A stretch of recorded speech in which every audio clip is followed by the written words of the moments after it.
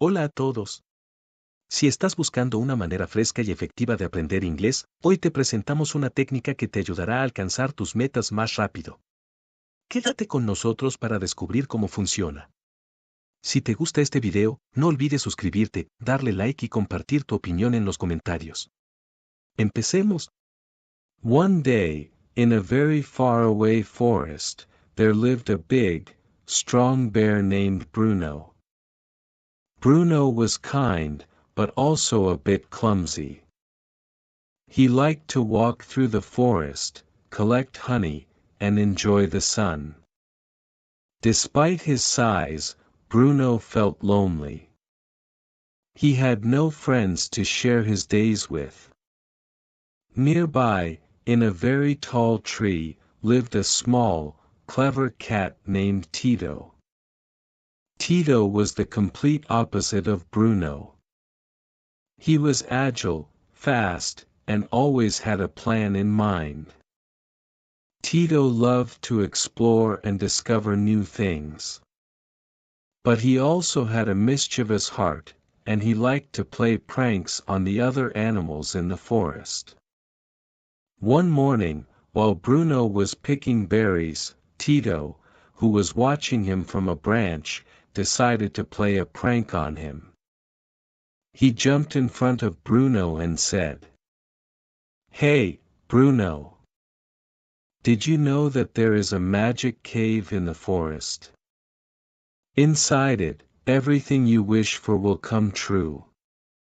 Bruno, with his big, shining eyes, became excited. "Tell me more, Tito," Bruno asked, eager to know. Tito, with a sly smile, continued. "The cave is on the other side of the river. But be careful, there is a secret to enter. Only those who are truly brave can cross." Bruno, determined to prove his bravery, began his journey towards the river. As he walked, Tito followed him silently, enjoying his joke. But something began to change in Tito's heart. Seeing Bruno's dedication, he began to feel bad for tricking him.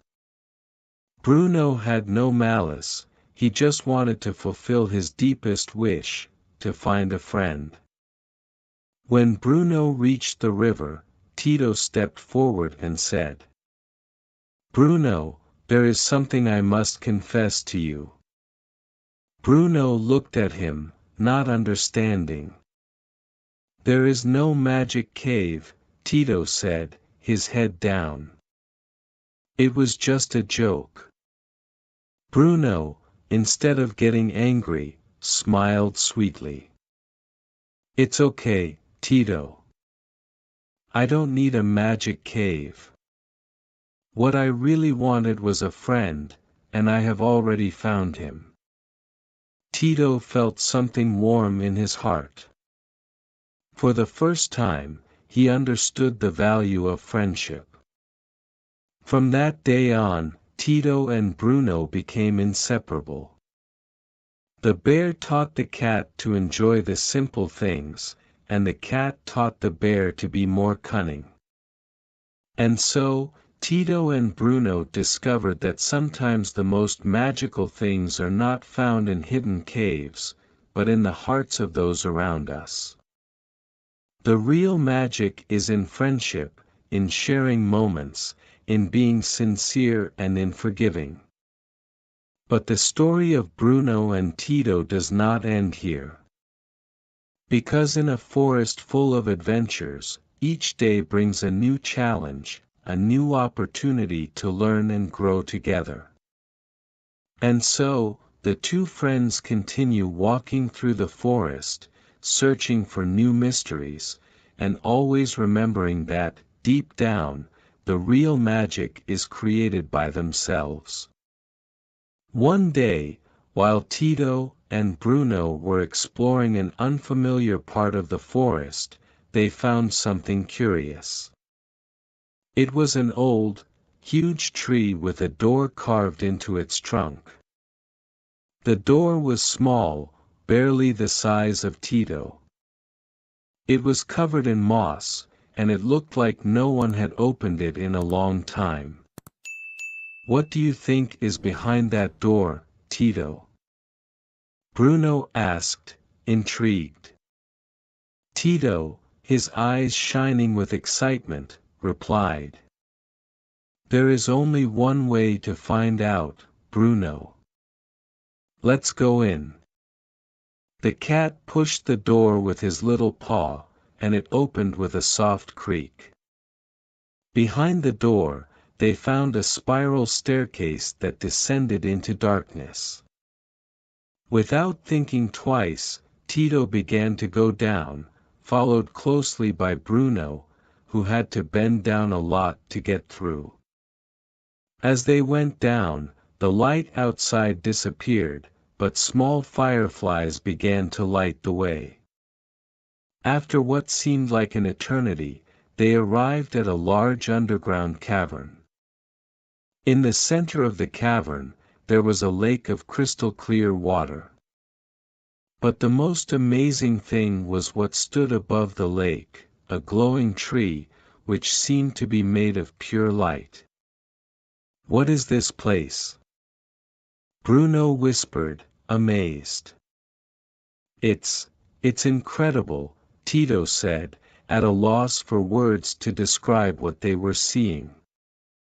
As they approached the tree, they noticed that its leaves were glowing with changing colors. It was as if the tree was alive and breathing, and with each breath, the lights in the cavern flickered softly.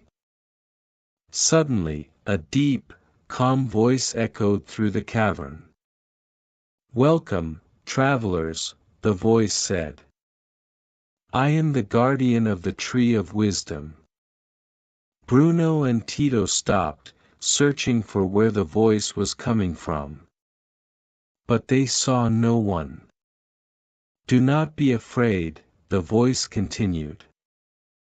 "I have been waiting for someone with a pure heart to show you the secrets of this forest. You, together, have shown that true strength comes from respect and friendship. For that, I will grant you a special gift." Tito, who had always been curious, could not contain himself. "What kind of gift?" he asked, his whiskers trembling with excitement. "The gift of understanding the language of nature," the guardian replied. "Now, you will be able to talk to the trees, the flowers, the rivers, and the mountains. They will teach you their secrets and show you paths that no other being can see." Bruno and Tito looked at each other with shining eyes. Being able to understand nature would be the greatest gift they could receive. "But remember," the voice warned, "this gift is powerful. Use it with wisdom and humility." With a flash of light, the tree shone brighter, and then, the cave fell silent. Tito and Bruno felt different, as if something inside them had changed. When they left the cave and returned to the forest, everything around them seemed more alive.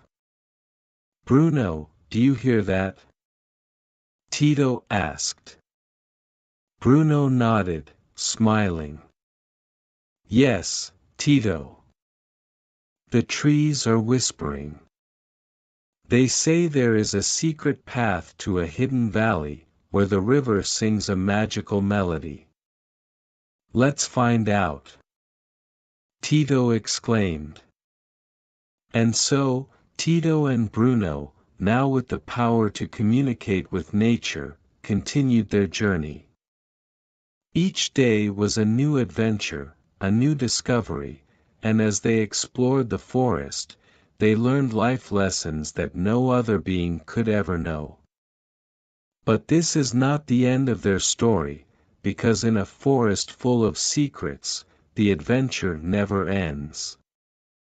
Each dawn brings a new promise, a new mystery to solve, and together, Tito and Bruno press on, creating their own magic, day after day. As Tito and Bruno continued on their way to the hidden valley, the forest around them seemed more vibrant and full of life than ever.